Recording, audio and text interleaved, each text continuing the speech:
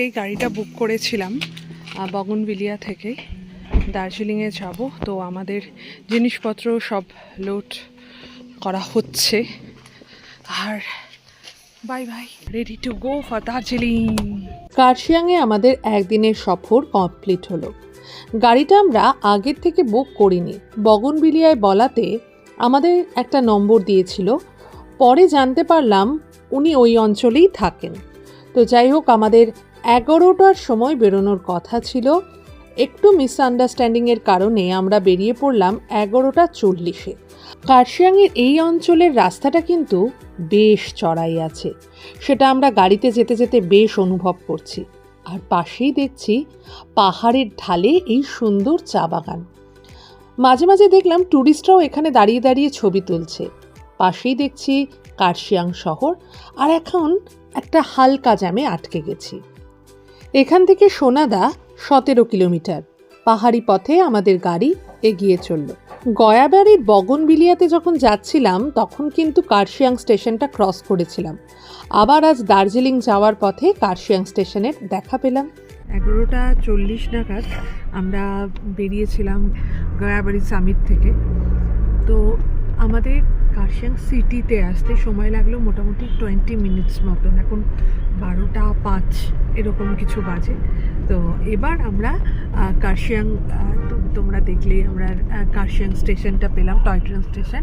আবার way to Darjeeling এই রাস্তাটা সবার চেনা, কারণ যখন সবাই নিউ জলপাইগুড়ি থেকে এই রাস্তা দিয়েই ওঠে আর কি। কার্শিয়াং শহরটা ক্রস করতেই দেখছি পাহাড়ি ঢালে এবার কিন্তু পাইন গাছের সারি। রাস্তাটা আর একটু বেশি প্রশস্ত হয়েছে। আমাদের পথে এবার সঙ্গী হয়েছে টয় ট্রেনের এই লাইন। এটা কিন্তু পরিত্যক্ত নয়। সামনেই দেখতে পাচ্ছি মার্গারেট ডেকের একটা বড় হোর্ডিং, আর এই হলো মার্গারেট ডেক। কিন্তু এবার যেটা আলাদা দেখতে পেলাম, এখানে কিন্তু বেশ ভালো একটা পার্কিং জোন বানিয়েছে। সোনাদা স্টেশন, আমরা যেখানে ছিলাম গয়াবাড়ি, সেখান থেকে 17 কিলোমিটার সোনাদা, আর এখান থেকে আরও 17 কিলোমিটার যেতে লাগবে দার্জিলিং পর্যন্ত।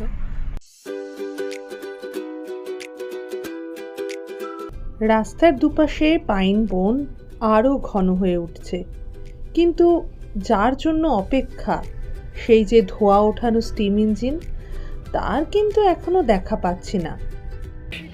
ঠান্ডা ঠান্ডা ফিলিং আসছে, ভেতরে তো বুঝতে পারছিলাম না। আর কি সুন্দর সামনেটা। আয়ুশ্রীর একটু অস্বস্তি হচ্ছে, এই জন্য একটু নেমেছে। আর আমরা দার্জিলিংয়ের একদম কাছাকাছি চলে এসেছি।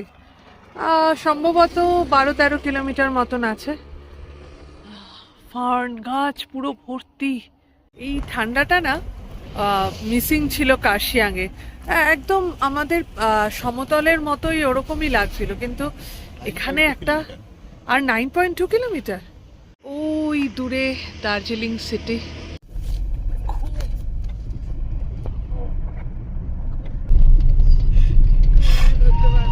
সামনেই দেখতে পাচ্ছি টয় ট্রেন জয়রাইড হচ্ছে, কিন্তু মনে হয় না আমরা ওটাকে ধরতে পারবো, অনেকটাই পেছনে আছে।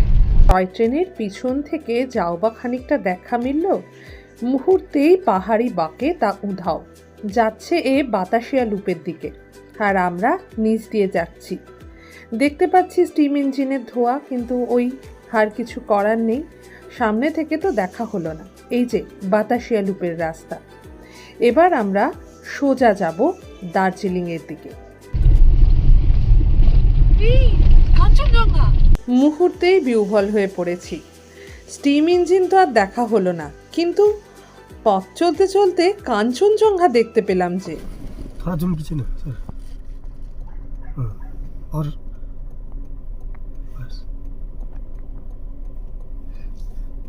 অপূর্ব অপূর্ব, একদম পরিষ্কার দেখা যাচ্ছে। এই যে কি সুন্দর অনুভূতি, বলে বোঝানো যাবে না। আমাদের গাড়ি এগিয়ে চলেছে, আর আমরা কাঞ্চনজঙ্ঘাকে দেখতে দেখতে সামনের পথ চলেছি। দার্জিলিংয়ে ঢুকতেই এবার কিন্তু যানজট পাচ্ছি মাঝে মাঝেই। এই 10 মিনিটের জন্য একটু গাড়ি দাঁড়িয়ে পড়ছে এই আর কি। দার্জিলিংয়ে ঢুকে পড়েছি। এবার রিং মলের সামনে দিয়ে আমাদের গাড়ি চলেছে। একবার পিকু যখন রিলিজ হয়েছিল তখন দার্জিলিংয়ে এসেছিলাম। এই রিং মলেই আমরা পিকু দেখতে গেছিলাম। দার্জিলিং টয় ট্রেন স্টেশন, এখান থেকে তো ভীষণ সুন্দর দেখা যায় কাঞ্চনজঙ্ঘা।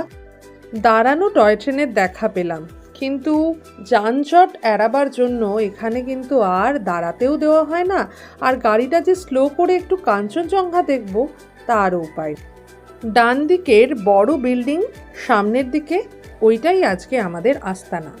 আমরা চলে এসেছি দার্জিলিংয়ে, আর আজকের জন্য আমরা থাকব রামাদাতে। এখান থেকেই রাস্তাটা ইউ টার্ন নিয়ে আবার আমাদের ওপরের দিকে খানিকটা যেতে হবে।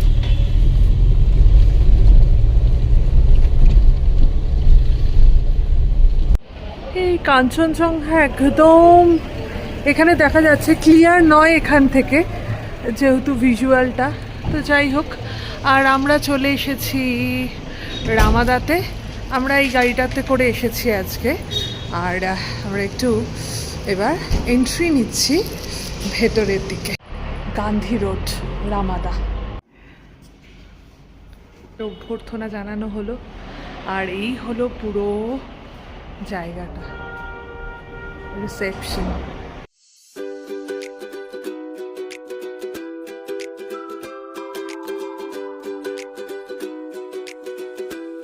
আমরা রিসেপশনে চলে এসেছি, আর অমিত সমস্ত কাজগুলো করছে, আর এদিকে হলো লিফট।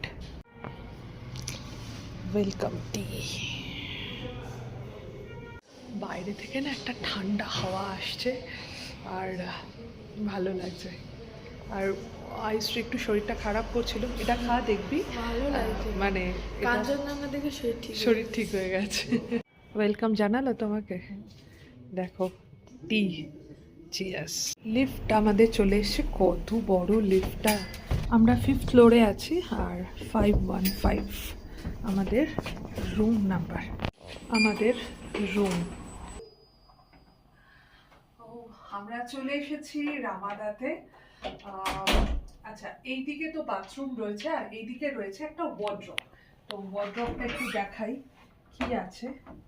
ওয়ার্ড্রপ ফাঁকা মোটামুটি।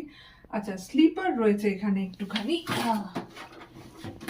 এই এখানে হলো স্লিপার রয়েছে, এই স্লিপারটা পরে নিই। আমরা দেখতে পাচ্ছি ওয়াশরুম, তো ওয়াশরুমটা একবার দেখে নিই। এই হলো ওয়াশরুম। হ্যালো, আমি শ্রীতমা, কেমন আছো তোমরা? আমরা বং প্যাশনেট ট্রাভেলার থেকে। আচ্ছা, এখানে একটা হেয়ার ড্রায়ার রয়েছে, হ্যান্ড ওয়াশের যে লিকুইডটা সেটা আছে, এখানে আছে ফেশিয়াল টিস্যুস, আর দুটো গ্লাস রয়েছে, মিরর রয়েছে যেখানে খুব ভালো করে মেকআপ করা যাবে। আচ্ছা, টয়লেট রয়েছে, আর স্নানের আলাদা জায়গা রয়েছে। আচ্ছা, টয়লেটে একটা জিনিস রয়েছে, এটা ফ্রন্ট ওপেনিং। এখানে কিন্তু শ্যাম্পু আর শাওয়ার জেল রয়েছে, আর এটা ট্রান্সপারেন্ট, ইচ্ছে করলে এটা খোলা যায় আর কি। খুব নর্মাল। এখানে হলো 2 লিটার জলের বটল দিয়েছে, সব ছোট ছোট। আচ্ছা, এখানে হলো একটা ইলেকট্রিক কেটল রয়েছে, এখানে একটা ফ্রিজ রয়েছে ছোট্ট, এটা খালি। লাগেজ রাখবার একটা জায়গা রয়েছে, আর কন্ট্রোল একদম এখানকার টেম্পারেচার, রুমের টেম্পারেচার। চেস্ট টেবিল রয়েছে দুটো, জাস্ট চেস্ট টেবিল। আচ্ছা, লাইট রয়েছে, সাইড ল্যাম্প। আমাদের 3 জনের কোনো অসুবিধা হবে না এতে। আচ্ছা, এখানে একটা সুন্দর সেন্ট্রাল টেবিল, শুধু একটা বসবার জায়গা রয়েছে, এই বেশ কোজি। আচ্ছা, এখানে একটা রয়েছে working desk with a chair. Menu দেওয়া আছে, মেনিউটা একটু পরে শেয়ার করছি তোমাদের সাথে। এবার যেটা সবার জানার থাকে, ভিউ। আমরা একদম বেসিক রুমটা এখানে আমরা বুক করেছি, তো গার্ডেন ভিউ আমরা পেয়েছি। তবে রামাদার এরকম অনেক রুম আছে যেখান থেকে কাঞ্চনজঙ্ঘা ক্লিয়ার কাট দেখা যায়। তো যাই হোক, এখানকার ভিউটা দেখাই। এই হলো ভিউ, গার্ডেন ভিউ। আচ্ছা, এখানে মনে হচ্ছে বনফায়ার হয়, এই যে নিচে দেখতে পাচ্ছি। আর এই একটা ভীষণ ভালো একটা মিরর দেখলেই মনটা খুশি হয়ে যায় আর বলতে ইচ্ছা করে, hello everyone, welcome to Bong passionate traveller. আর আমি শ্রীতমা, সবাইকে আমাদের এই সিরিজের ব্লগে সবাইকে জানাই স্বাগত। সবচেয়ে বড় ব্যাপার যেটা থাকে, যতই আমরা নর্থ বেঙ্গল ট্যুর করি মনে হয় যে একটা কোনো অফবিট জায়গায় ঘুরি, কিন্তু দার্জিলিংটায় না এলে না ঠিক মনটা ভরে না। তো সেই জন্য আমরা চলে এসেছি দার্জিলিংয়ে, আর একদিনের জন্য এখানে থাকবো। আমাদের আগের ভিডিওটা দেখেছো কি, যেখানে আমরা কার্শিয়াংয়ের একটা অফবিট জায়গায় ছিলাম? ওই ভিডিওটা অবশ্যই দেখো, কারণ ওখানে আমরা খুব সুন্দর একটা জায়গায় রাত কাটিয়েছি। আজকে আমাদের সেকেন্ড ডে নর্থ বেঙ্গলে, আর আমরা আজকে দার্জিলিংয়ের কিছু নস্টালজিক এরিয়া ঘুরে বেড়াবো, আর কিছু কিছু আমরা ঠিক করে রেখেছি সেই জায়গাগুলোতে যাব, এবং আমাদের যা যা এক্সপিরিয়েন্স হবে সবটুকু শেয়ার করব এই ভিডিও নয়তো পরের ভিডিওতে। প্লিজ আমাদের সঙ্গে থেকো। রামাদার একটু মেনিউ কার্ডটা তোমাদের সঙ্গে একটু শেয়ার করে নিই, একটু পজ করে পারলে দেখে নিও। একটা ডিস্টেন্স ফ্রম হোটেল এই জায়গাগুলো আছে। মিরিক বলছে 59.2 কিলোমিটার, তেনজিং রক 2 কিলোমিটার। তো এটা একটু প্লিজ তোমরা দেখে নিও। তো এবার মেনিউ সেকশনে চলে যাই। খুব সুন্দর লাগছে প্লেসেস অফ ওরশিপ। এখানে বুদ্ধিস্ট, খ্রিশ্চান, হিন্দু, মুসলিম যারাই আসবেন না কেন, তারা যদি মনে করেন যে তারা প্রে করবেন, তো তাদের ওরশিপের জায়গাগুলোও কিন্তু এখানে খুব সুন্দর করে দেওয়া আছে।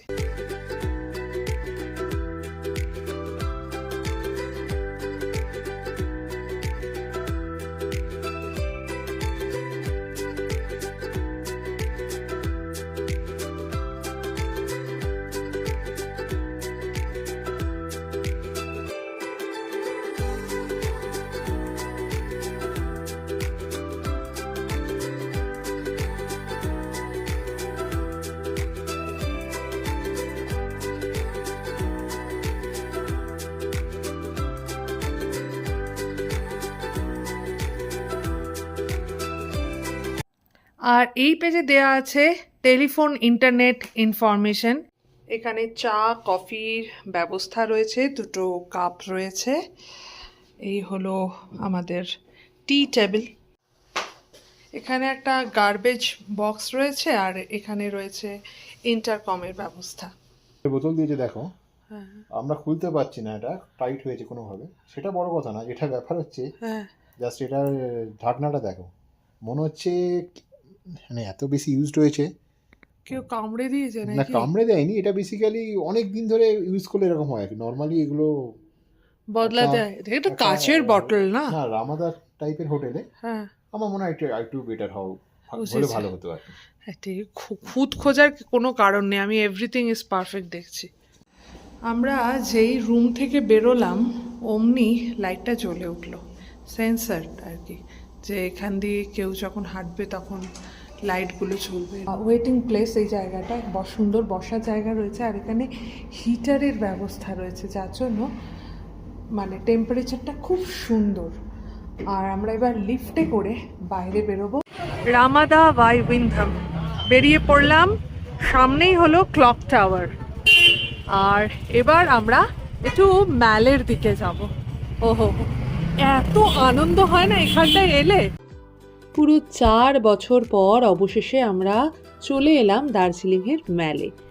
আমাদের সকালবেলা হেভি ব্রেকফাস্ট হয়ে গিয়েছিল, তাই দুপুরবেলা গোল্ডেন টিপসের একটা ওপেন এয়ার রেস্তোরাঁতে এই আইসক্রিম আর ব্রাউনি খাচ্ছিলাম। তারপরে আমরা শপিংয়ে গিয়েছিলাম মহাকাল মার্কেট, ওটা কিন্তু এখন নিজের জায়গায় নেই। তারপরেই আবার ফিরে এসেছি ম্যালে আর চা খাচ্ছিলাম, দার্জিলিং টি। তো আমাদের এই যে অ্যাক্টিভিটিটা, সেটা নিয়ে একটা আলাদা ভ্লগ হবে, তো সেটা আসছে ঠিক এর পরের ভ্লগটাতে।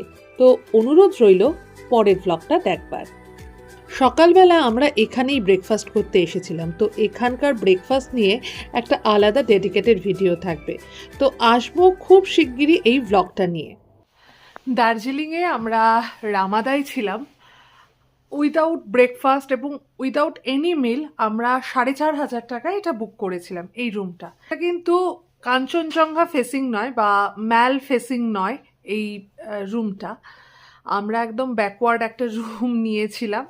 তো সেই রুমে ছিলাম, রুম পরিষ্কার পরিচ্ছন্ন, স্ট্যান্ডার্ড হোটেল। এর মধ্যে কোনো মাধুর্য এরকম কিছু নেই, কিন্তু ঠিকঠাক হোটেলটা খুবই ভালো বলবো।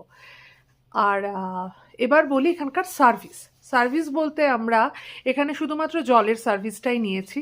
তো জলের সার্ভিস খুব ভালো, যখনই বলেছি ওদেরকে যে আমার রিফিল করাতে হবে, ওরা কিন্তু রিফিল করে দিয়েছে। আর আমরা 3 জন একসঙ্গে ছিলাম একই বেডে, তো আমাদের একটা ব্ল্যাঙ্কেট আর একটা বালিশ দরকার ছিল, বা না বালিশ বোধহয় পিলো বোধহয় আমাদের 4খানাই ছিল সম্ভবত, তো পিলো নিতে হয়নি, শুধুমাত্র ব্ল্যাঙ্কেট নিয়েছি। তো অন টাইম সমস্ত কিছু পেয়ে গেছি।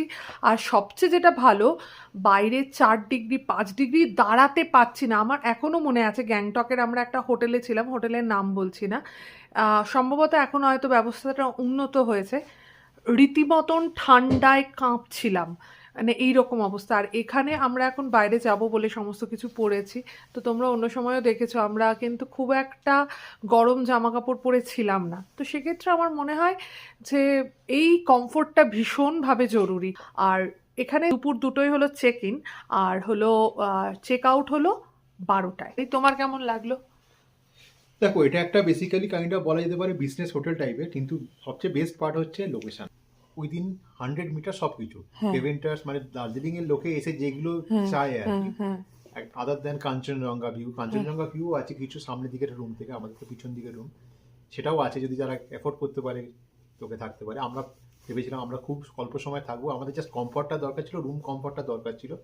সেই জন্য যেটা তুমি বোধহয় বললে যে একটা সেন্ট্রালাইজ টেম্পারেচার করা আছে, যেটা যথেষ্ট কমফোর্টেবল, বোধহয় অ্যারাউন্ড 24-25 একটা টেম্পারেচার করা আছে, ভালো সুন্দর। আর নেমে সব কিছু আমরা ইভেন এরকম হয়েছে, আমরা কুঙ্গাতে অর্ডার দিয়েছিলাম, আসতে দেরি হচ্ছিল, আমার চেক আউট টাইম ছিল, তা শ্রীতমা চলে এসেছিল ওপরে জিনিসপত্র গোছগাছ করে, আবার নিচে চলে গেল, গিয়ে বাকি খাবারটা কমপ্লিট করেছে। আর এখান থেকে ট্যাক্সি স্ট্যান্ডও একদম কাছাকাছি, স্ট্যান্ড কাছে, আমরা সামনে থেকে একটা ট্যাক্সি স্ট্যান্ড থেকে ট্যাক্সিও বুক করে নিয়েছি।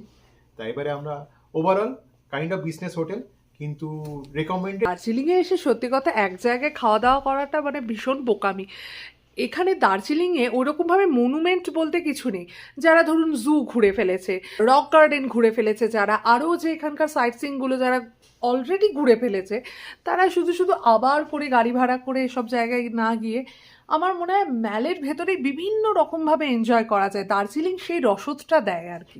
এই ভিডিওটা যদি তোমাদের ভালো লেগে থাকে তাহলে প্লিজ লাইক কমেন্ট আর শেয়ার করে দিও, আর আমাদের চ্যানেল বং প্যাশনেট ট্রাভেলারে নতুন হলে একটু সাবস্ক্রাইব করে দিও। ভালো থেকো, সুস্থ থেকো, শুধু ফ্যাশনে নয় প্যাশনে থেকো। প্লিজ ভিডিওগুলো দেখো আর আমাদের প্লে লিস্টটা একটু ফলো করো। আমাদের প্লে লিস্টের নাম হলো নর্থ বেঙ্গল 2026।